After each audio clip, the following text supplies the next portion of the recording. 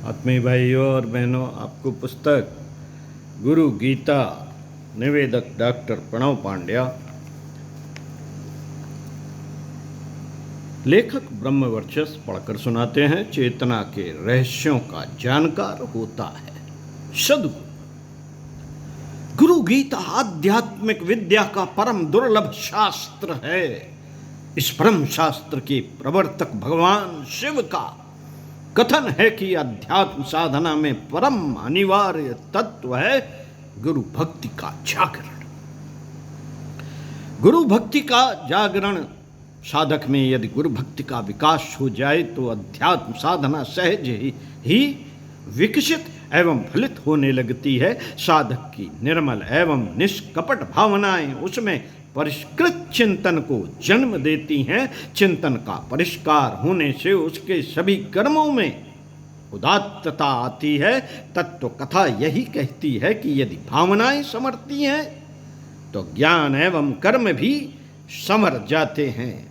गुरु भक्ति यदि अंतःकरण में पनप सके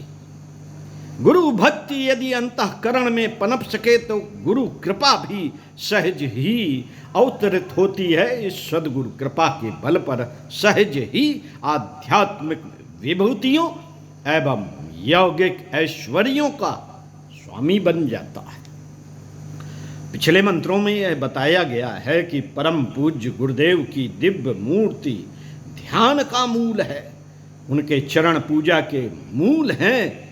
उनके चरण पूजा के मूल हैं। उनके वचन मंत्र मूल हैं। उनकी कृपा मोक्ष का मूल है। गुरुदेव ही आदि एवं अनादि है। उनसे बढ़कर और कुछ भी नहीं। यहाँ तक कि गुरुदेव के पाद प्रक्षालन के जल बिंदु में सभी तीर्थों का सार समावेश है। भगवान शिव स्वयं कहते हैं कि मेरे रूठने पर तो सद्गुरु अपने शिष्य का त्राण करने में सक्षम है, परंतु यदि वही रूठ जाए तो फिर कहीं भी त्रिलोकी में रक्षा नहीं हो सकती। इसलिए शिष्य को सदा अपने सद्गुरु की शरण में रहना चाहिए। उन्हीं को सब भांति अर्चना आराधना करनी चाहिए। उन्हीं सर्वव्यापी गुरुदेव की चेतना के अन्य आध्यात्मिक रहस्यों को उजागर करते हुए भगवान भोलेनाथ जगदम्बा पार्वती से कहते हैं ज्ञानम विज्ञान सहितम लभ्यते गुरु भक्ति गुरु परतरम नास्ति ध्येयो अश्यो गुरु मार्ग भी यस्मात् परतरम नास्ति नेति नेतीत वै श्रुति ही मनसा वचसा चैव नित्यमाराधयेद गुरु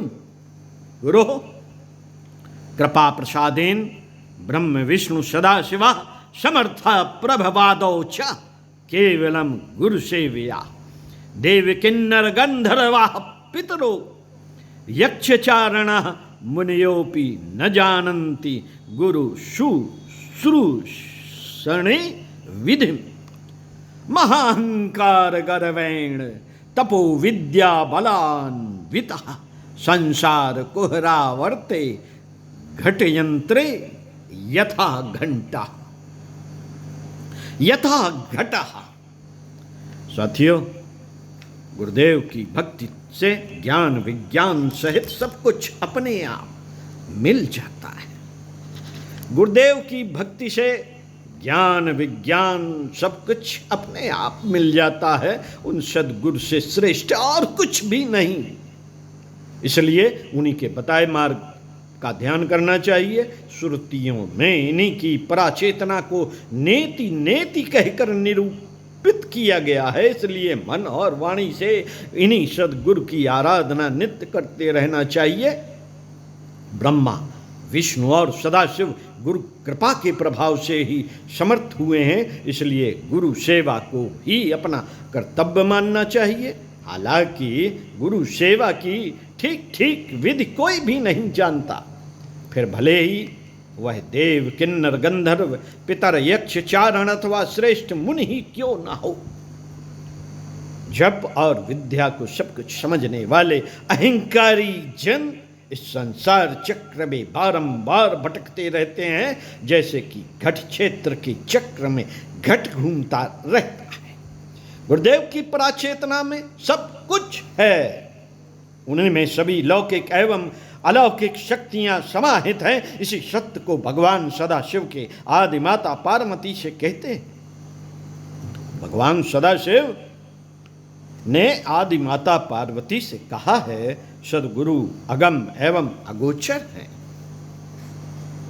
वे साकार होते हुए भी निराकार हैं, देहधारी होते हुए भी देहातीत हैं। उन्हीं में अपनी अहंता को विलीन करने में परम ज्ञान मिलता है, यह परम सत्य है, भले ही इसे बुद्धिपरायण जन समझे अथवा न समझे।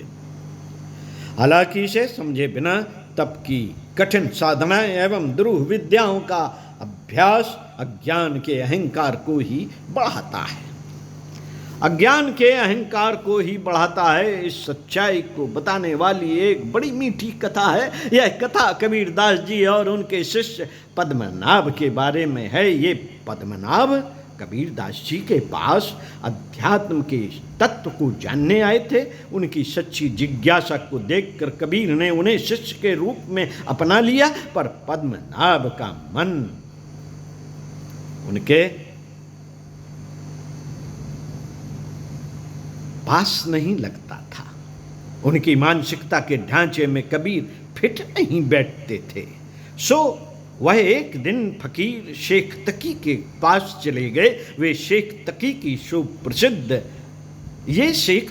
सुप्रसिद्ध विद्वान थे।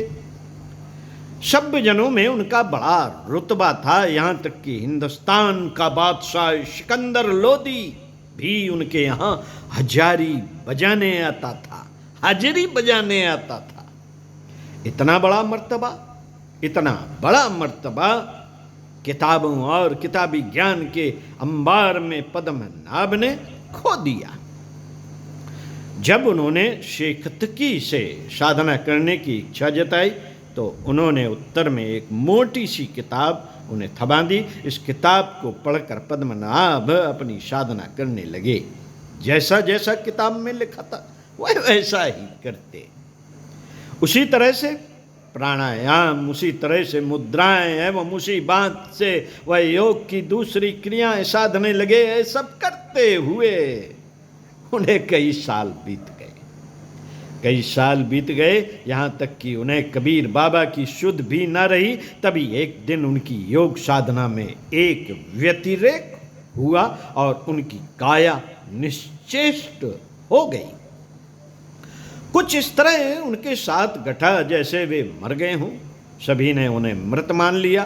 फकीर शेख तकी उन्हें मरा हुआ मानकर गंगा में बहाने लगे। तभी अचानक कबीरदास जी उधर से गुजरे। लोगों ने उन्हें सारा वाकया बताया। सारी बातें जानकर वह मुस्कुराए और पास खड़े लोगों से उन्होंने कहा कि पद्मनाभ का मृत शरीर मेरे पास रख दो।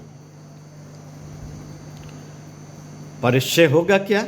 शेख तकी ने प्रतिवाद करते हुए कहा, यह तो मर गया है।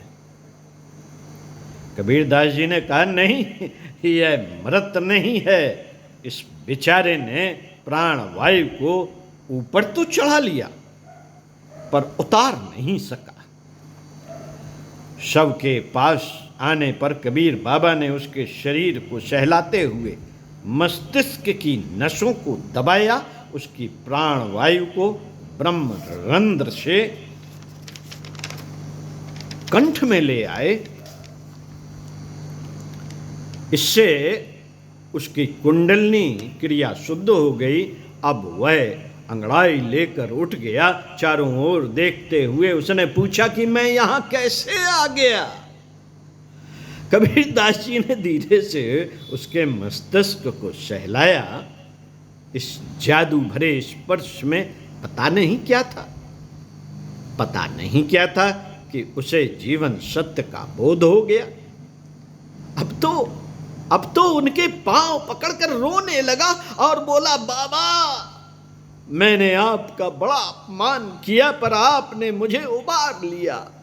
उसकी इन बातों पर कबीर बोले, बेटा कोई गुरु अपने शिष्य से न तो कभी अपमानित होता है और न ही वह उसका त्याग करता है। त्याग नहीं करता कोई गुरु, बस उसे काल क्रम की प्रतीक्षा होती है। कबीर की इस रहस्यमयी वाणी ने शेख तकी की आंखें खोल दी। उन्हें ज्ञात हुआ कि किताबों को पढ़ने वाला गुरु नहीं होता, गुरु तो वह है जो चेतना के रहस्यों का जानकार है और उससे अपने शिष्य को उबारने की क्षमता है, और उसमें अपने शिष्य को अपनी चेतना के रहस्यों से शिष्य को उबारने की क्षमता है, वह है गुरु। गुरु वह जो अंतःकरण के चतुष्टय में मन बुद्धि चित्त अहंकार में आमूल चूल परिवर्तन कर दे। तो साथियों, सुनते रहिए कुछ अच्छा और पढ़ते रहिए कुछ अच्छा। आपको अगले वीडियो में पढ़कर सुनाएंगे श्री सद्गुरु शरणम मम।